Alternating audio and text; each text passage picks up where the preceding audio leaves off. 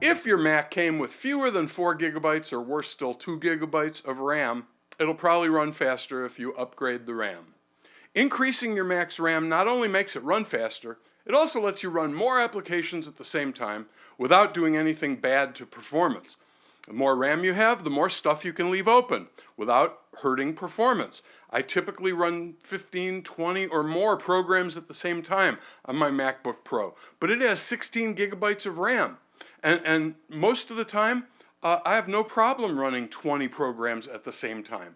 Now, if that's the way you work, you might want to look into getting more RAM. So when you've got programs running, if you quit the current program before you open another app and only keep a couple of apps running at once, maybe you can get by with 4 gigabytes. But as soon as you start using your Mac the way it's supposed to be used, with your web browser left open, maybe your mail app, a word processor, things like that, so that you don't have to keep opening and closing apps, you want at least 8 gigs of RAM. And here's why.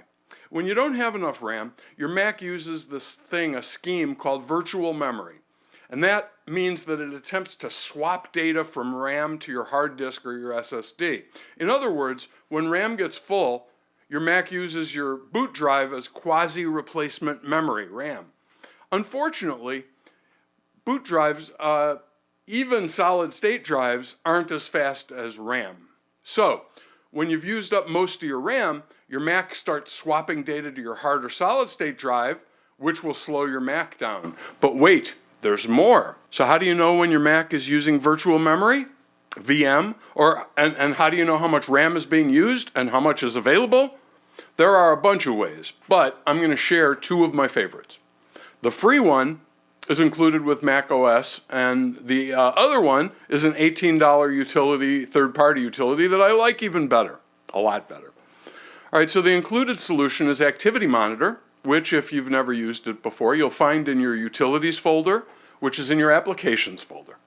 Okay, so now, if you launch it, the first thing to do is choose View, My Processes, and filter out all the incomprehensible macOS processes that are running behind the scene.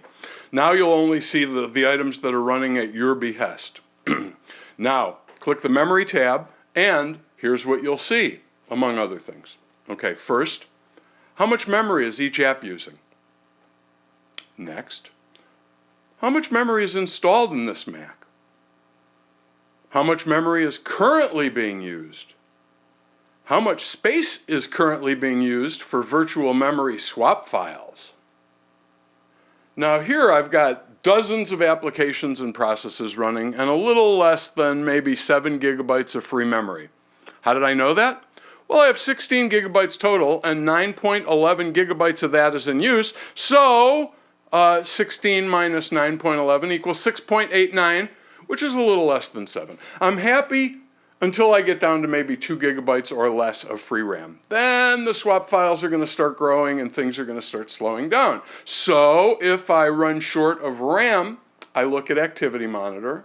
The free way, I would look at Activity Monitor, and I determine that Photoshop and Flickr Uploader are the 2 apps using the most RAM. So if I quit out of both of those apps, I'll free up, about 2.5 gigabytes of RAM.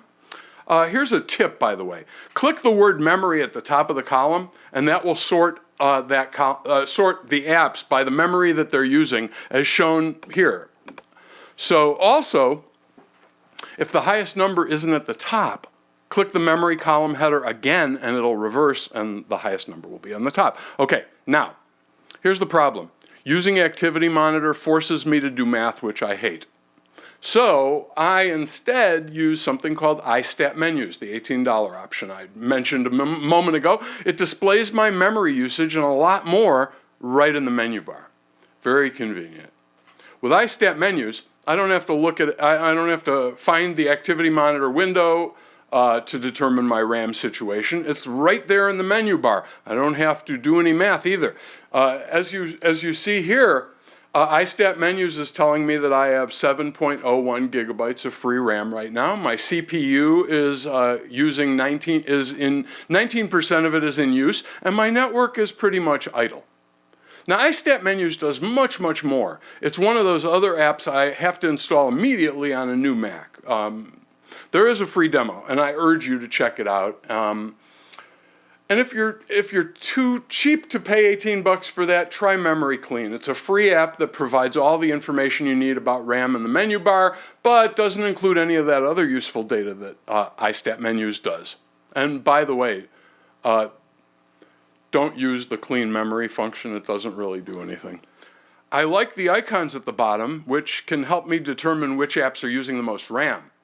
But that big clean memory button, which is supposed to magically free up memory when you click it, it's mostly smoke and mirrors. Don't bother. It's pretty much a waste of time. It takes a minute or two to do, and you can't do very much while it's doing it, and whatever small gains you might see if you clean your memory will disappear within a few minutes anyway.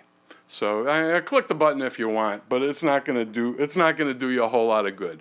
All right, now what you should do is monitor your RAM for a few days, and if you're using most of what you've got most of the time, you might consider an upgrade. Now you could schlep to your Apple store and have an expert perform the upgrade, but that will cost as much as, I'd say 50 to 75% more than if you do it yourself. Furthermore, most people can upgrade the RAM or the hard disk in many Mac models in under 30 minutes if you have the right tools and can follow clearly written and illustrated instructions. And I'm assuming you can use a screwdriver. There's no soldering required for any of this stuff. If you can unscrew screws and follow instructions, you can do it. In fact, not too long ago, a few years ago, I wanted to know if the average non-techie user was capable of replacing the DVD super drive of an iMac. So I gave my wife an upgrade kit, the tools, and the printed illustrated instructions that came with the upgrade kit. Now, my wife has no experience doing upgrades, but she had no trouble and had the drive installed up and running in under an hour and did not ask for assistance, not even once, from me or anyone else. And when she finished, she said, if I can do that, anyone can do that. So I urge you to look into doing the install yourself if you can. You'll save a bunch of money. Over the years, I've installed, I can't even, more RAM upgrades than I can count on fingers and toes. And I've found a couple of vendors that I recommend without hesitation. I've already mentioned Otherworld Computing, OWC. And the other one is Crucial. Crucial always has a good selection of memory for different Mac models. They also do hard and solid state upgrades. Both of them have great, clear, step-by-step instructions, although I often also download iFixit.com's instructions. If you're not familiar with iFixit, which I mentioned earlier, it's an awesome site with free installation and take apart and put back together manuals for most Mac upgrades, as well as iPhone, iPad, and other upgrades and repairs.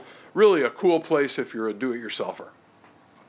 Okay, it's also the best place to obtain the tools, because some of these upgrades are going to require specialized tools such as Torx screwdrivers, special Phillips screwdrivers, and of course the ever popular tri-wing screwdrivers, spudgers, look it up, and even suction cups or possibly toilet plungers to remove the glass from those aluminum iMacs. And they've got it all at reasonable prices, and some of the kits include all the tools you need. All right, one last thing, and that was at iFixit.com, of course. One last thing. Apple seems to be moving towards less upgradable Macs, so it's difficult, maybe even impossible, for you or Apple to upgrade the RAM or storage on some of recent models. I'm looking at you, MacBook. Check Otherworld Computing and iFixit to see what options are available for your particular Mac model. Okay? And that's all I got. Let's move on to, what do we got next? Summary and conclusions.